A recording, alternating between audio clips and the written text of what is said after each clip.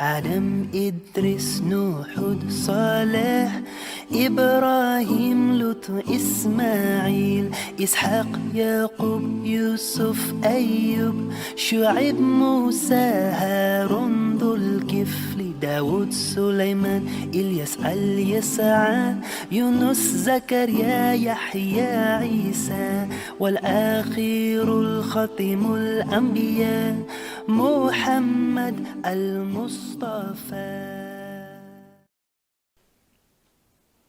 بسم الله الرحمن الرحيم، والصلاة والسلام على إمام المتقين وقائد المجاهدين محمد بن عبد الله صلى الله عليه وسلم وعلى آله وصحبه ومن اهتدى بهدي إلى يوم الدين. Dear brothers and sisters, Assalamu alaikum wa rahmatullahi wa barakatuh. Today in Khawater النور inshallah, I'm starting the story of Sayyidina Shu'aib, Prophet Shu'aib, who was sent to the people of Midian. The story of Sayyidina Shu'aib is very unique. As a matter of fact, it's like a collection of nasa'ih, collection of advices Shu'aib was giving to his people, the people of Midian. The people of Midian are the ones, in terms of time-wise, they came after Hud and Salih, after Lut also. But the exact time and the exact location are not very well known. But most people say that the people of Midian, or the area of Midian, is an area between Jordan and Syria right now. And the people of Midian, they used to cheat. Actually, they used to cheat all the time, especially when they use the scale. And the Prophet Shu'aib used to tell them لا تبخسوا الناس أشياءهم ولا تعثوا في الأرض مفسدين.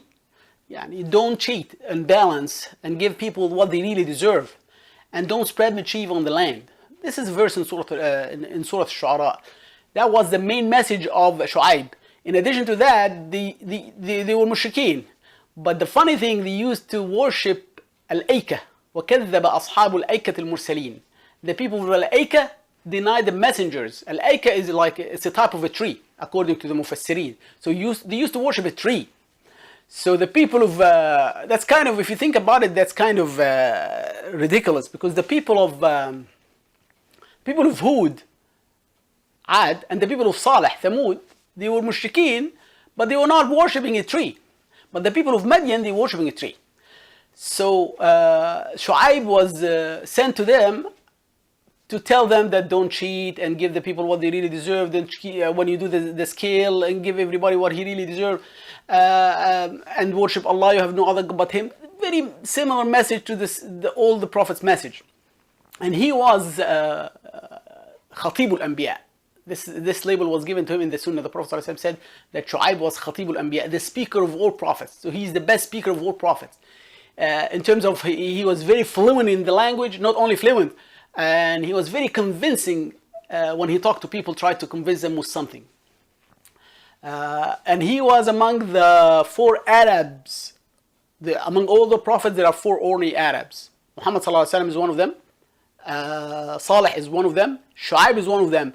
Then the ulama have different opinion on the fourth one. Either Ismail, or some people say that's Hud, and some people said it's Adam. But anyway, there are only four, according to the hadith of the Prophet ﷺ to Abu Zar, four Arabs, among them Shu'aib and Salih and Muhammad sallallahu alayhi wasallam.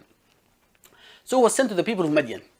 And inshallah, I'm going to cover the collection of nasaih. He told them like 6 pieces of advices.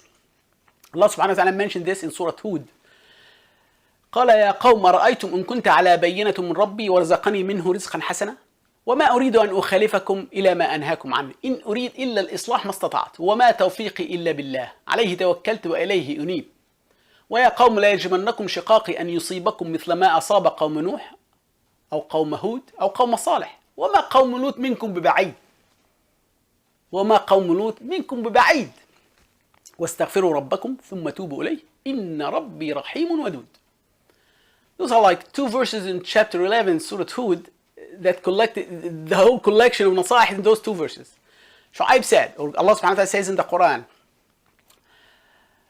O my people, tell me if I have clear evidence of my Lord and He has given me a good sustenance. I wish not in contradiction to you to do that which I forbid you. I only desire reform to the best of my power, and my guidance cannot come except from Allah. In Him I trust and unto Him I repent. O my people, don't let your hatred to me cause you to suffer the fate that is similar to the fate of the people of Noah, or the people of Hud, or the people of Saleh. And the people of Lot are not far away from you. And ask forgiveness of your Lord, and turn unto Him in repentance. Verily my Lord is most merciful, most loving. Those are the two verses that were mentioned in Surah Hud, which is chapter 11, I think verse 88 or 89, something like that.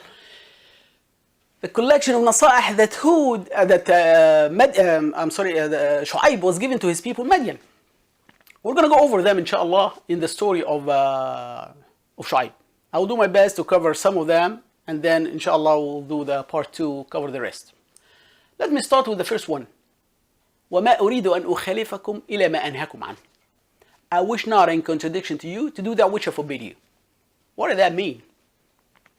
He's telling them, I'm applying the same standard on myself. The same standard. I'm asking you for something, and I'm applying that same something on myself. So this is a very important rule in Islam, brothers and sisters, in Sharia. You do what you are saying. You preach what you are saying. You say what you are preaching. It's very important. As a matter of fact, the opposite is a quality of hypocrisy. وَالْعِيَاذُ بِاللَّهِ مُنَافِقِينَ nifaq. Is to say something and you don't follow it. That's nifaq, that's hypocrisy. So he was telling them, I wish not, in contradiction to you, to do that which I forbid you. مَا أُرِيدَ أَنْ أُخَالِفَكُمْ إِلَى مَا أَنْهَاكُمْ عَنْهُ. And this goes side by side with the verse in Qur'an. Allah subhanahu wa ta'ala says, I think in Surah As-Saf, يَا أَيُّهَا الَّذِينَ آمَنُوا لِمَا تَقُولُونَ مَا لَا تَفْعَلُونَ. O you who believe, why you are saying what you're not doing? O you who believe, why you are saying what you're not doing? كَبُرَ مَقْتًا عِنْدَ اللَّهِ أَن تَقُولُوا مَا لَا تَفْعَلُونَ. The most hatred thing in the sight of Allah is to do what you are doing, not what you are not doing. كَبُرَ مَقْتًا. The most hatred thing. And you notice this verse, we read it so many times and just we go over it like that. It's so serious a verse. It's so important because the opposite is the quality of the munafiqeen.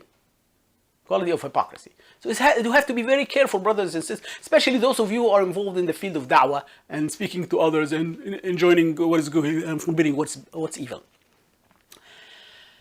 Let me tell you the consequences and the result of the one who's doing that, of the one who contradicts himself. I'm not talking about contradicting somebody else. You're contradicting an article in the paper, or you're contradicting the statement of so and so, or you're contradicting your teacher. No, I'm talking about those who contradict their own self. The punishment will come on those who contradict their own self. The Prophet ﷺ said, this is in Hadith in the Isra wal Mi'raj, in the trip of Isra and Mi'raj, he said that he saw a man in hell. That's what the Prophet, that's in Sahih Muslim. Prophet ﷺ said that he saw a man in hell. He was going in laps and circle, and he was dragging his intestines behind him. He's dragging his intestine behind him. So the people of hell, they came to him and say, stop it, you have harmed us. Aren't you the man who used to tell us to do good and forbid us from doing evil? He said, yes. So they said, then why you are here? They're asking him why you are here. Like, they're assuming that he's supposed to be somewhere else. Assuming to be in paradise, in Jannah, in heaven. So he said, yes, I used to tell you to do good, but I was not following it on myself. And I used to forbid you from doing evil, and I was doing that. So probably that was the punishment of that man in hell. It is so serious, brothers and sisters. If you say something, you follow it. You be the first follower of what you're saying because the punishment is severe. Brothers and sisters, Imam Hassan al-Basri, he used to live in Al-Kufa or Al-Basra, Al-Kufa, which is Iraq now.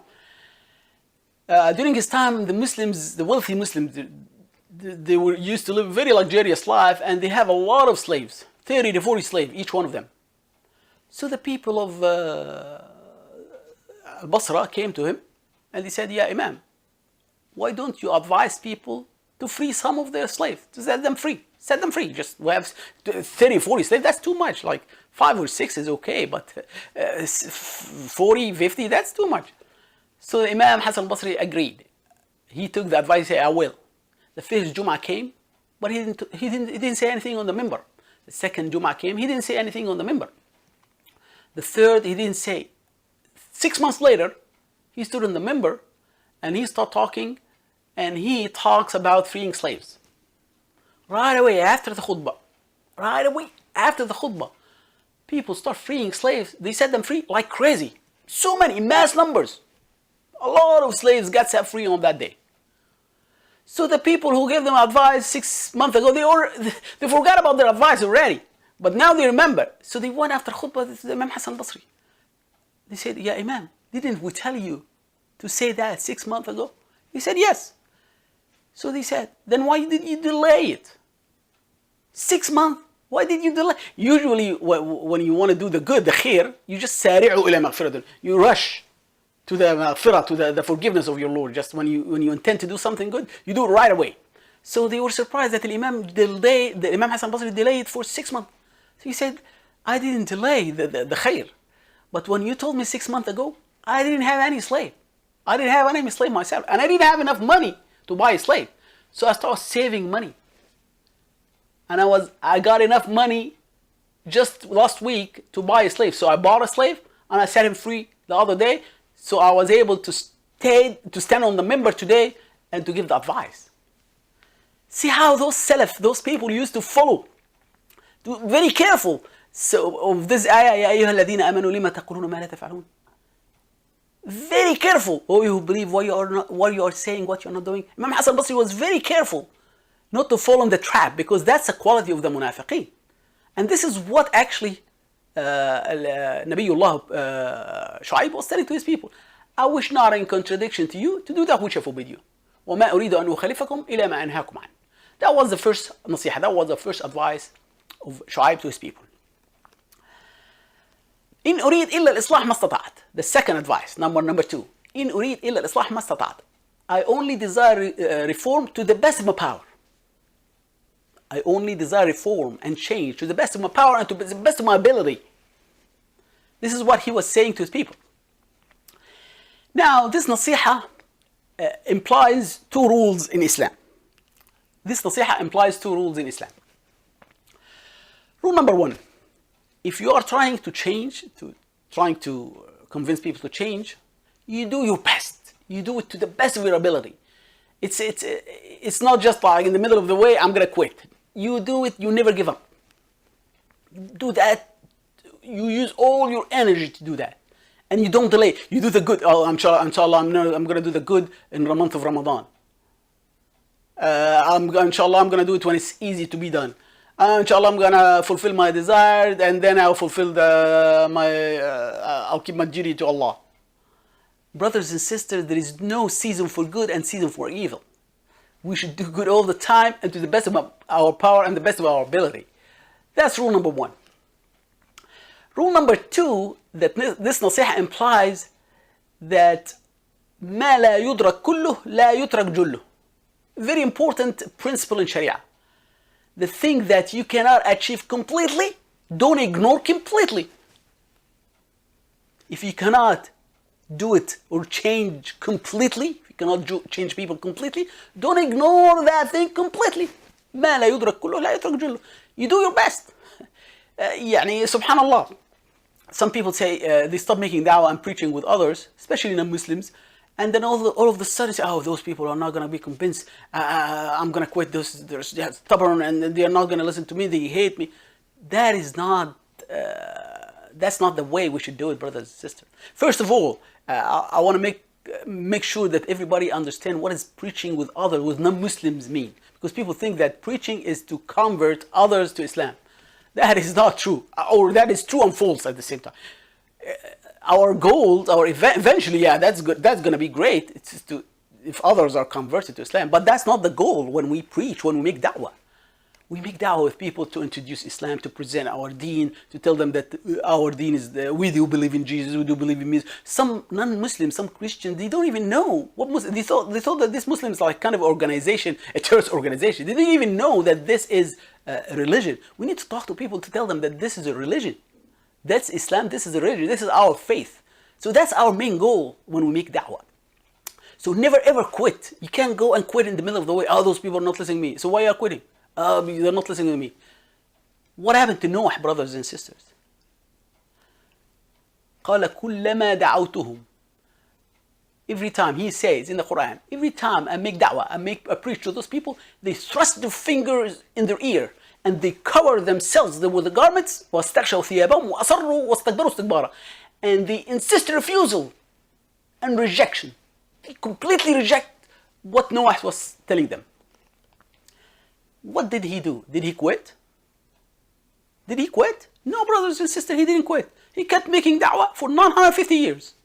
Because it's the order of, he doesn't care about the result. The result is belong to Allah. He cares about his duty. What is his duty? Allah subhanahu wa ta'ala told him to preach with those people. The result is up to Allah, is not up to Noah. The result is up to Allah, is not up to Muhammad. إِنَّكَ لَا تَهْدِي مَنْ أَحْبَبْتَ وَلَكِنَّ اللَّهَ يَهْدِي مَنْ يَشَاءُ. Remember what Allah subhanahu wa ta'ala told Muhammad? قالوا معذرة إلى ربكم ولعلهم يتقون. In order to be free from guilt before your Lord, and perhaps they may be guided. So we preach, the preachers says, in order to be free from guilt before your Lord. That's the main reason of da'wah. And perhaps they might be guided or not. It's not about business, it's Allah's business. So Nuh never quit, brothers and sisters. Imagine now you are talking to someone, and all of a sudden he's doing like this. He's plugging his ear and covering himself with his shirt. So basically he's telling you, get out of here. I don't want to listen to you. That basically, he's telling you this. How long is it going to take you to talk to him? Maybe 5 minutes, 10 minutes, 15 minutes. Then after that, you will be fed up and sick of him, and you will stop and quit talking to him, and you will hate him for the rest of your life. But this is not what Noah did. This is not what Muhammad sallallahu alaihi wasallam did. This is not what Saleh did. This is not what Hud did. This is not what Lut did. This is not what Abraham did. This is not what Jesus did. This is not what Moses did. This is not what David did. This is not what John the Baptist did. This is not all prophets, actually. They didn't do that. You keep on, the prophets. Why I'm saying this, actually, we're talking about the stories of the prophet in the Qur'an. We are taking lessons from the stories of the Qur'an. Never ever quit. No matter what happened to you. I know others, or the reaction of others towards you, but that's not a reason for us to quit. So when we do things, we do it to the best of ability and to the best of our power. And nothing will happen overnight, brothers. It's not like 100% radical change overnight. Tomorrow in the morning, we're going to have khilafah. That's never going to happen. It didn't happen in the past, and it's not happening right now, and it will never happen in the future. Things happen gradually, brothers and sisters.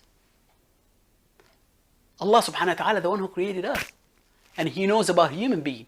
And He is Allah, the one who created Sahaba. And He knows about the Sahaba. Why Allah subhanahu wa ta'ala did not forbid the khamr right away, instantly on the Sahaba? He did this in 3 different stages. And guess what? Those stages in Medina, not in Mecca.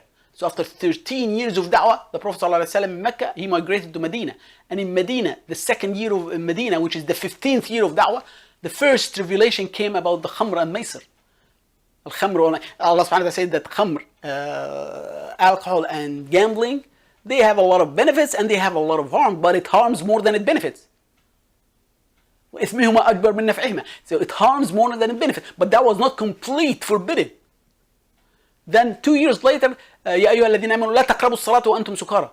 Oh, you believe, do not approach prayer while you are drunk.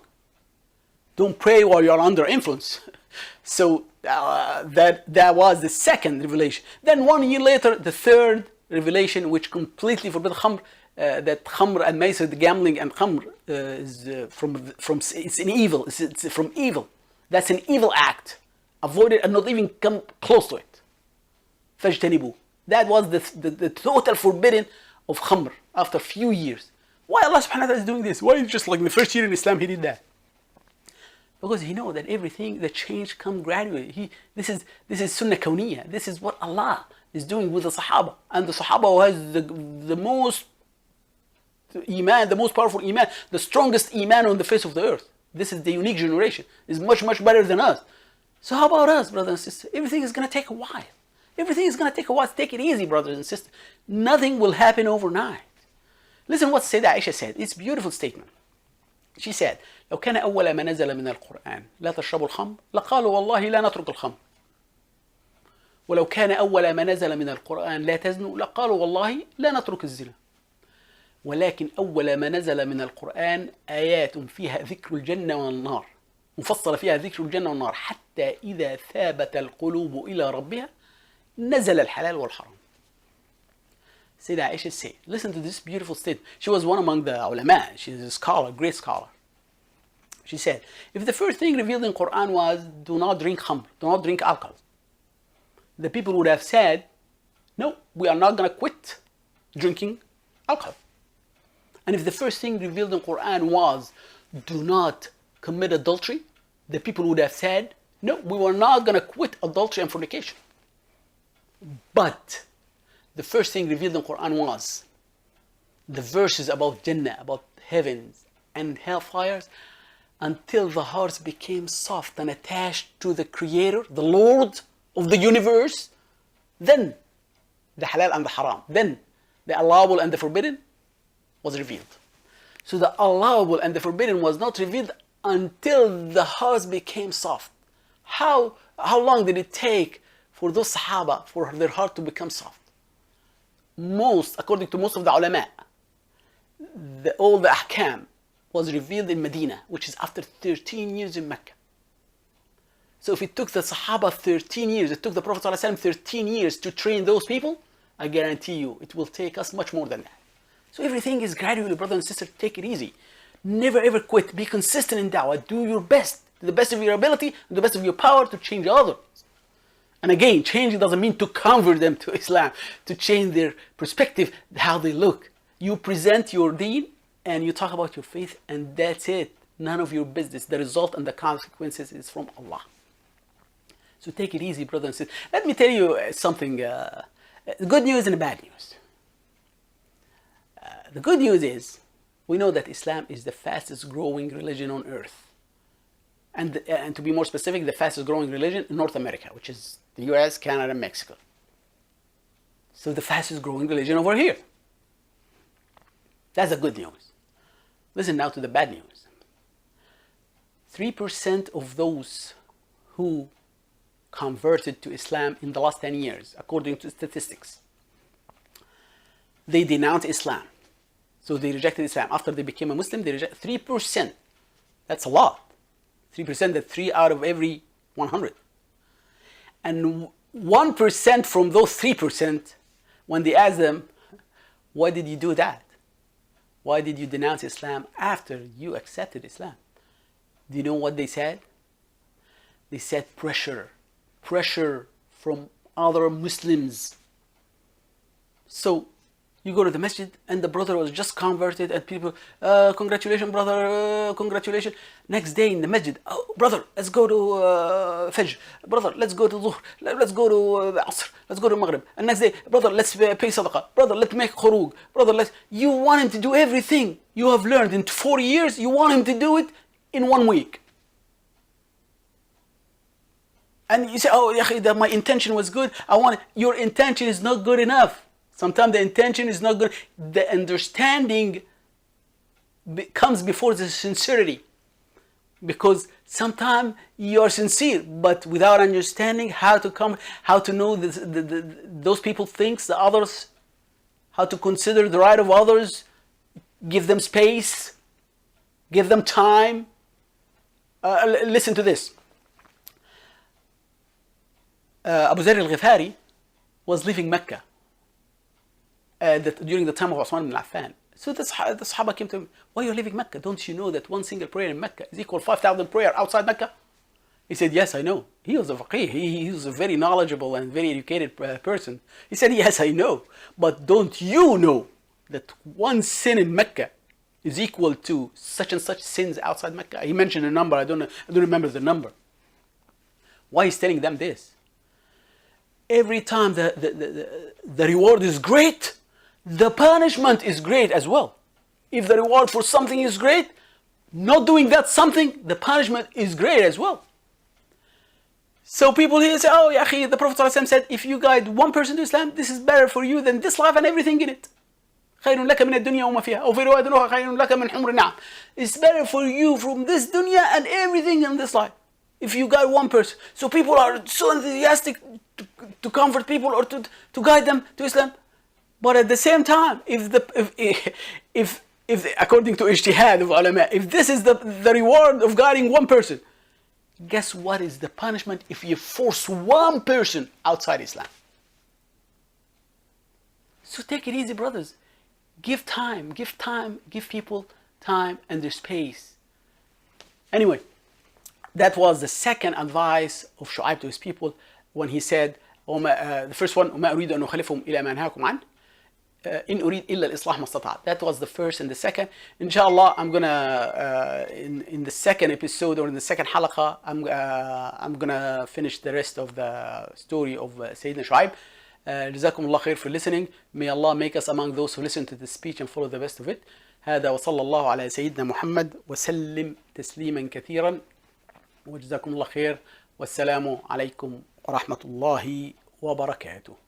آدم إدريس نوح صالح إبراهيم لوط إسماعيل إسحاق يعقوب يوسف أيوب شعيب موسى هارون ذو الكفل داود سليمان إلياس اليسع يونس زكريا يحيى عيسى والآخر الخاتم الأنبياء محمد المصطفى.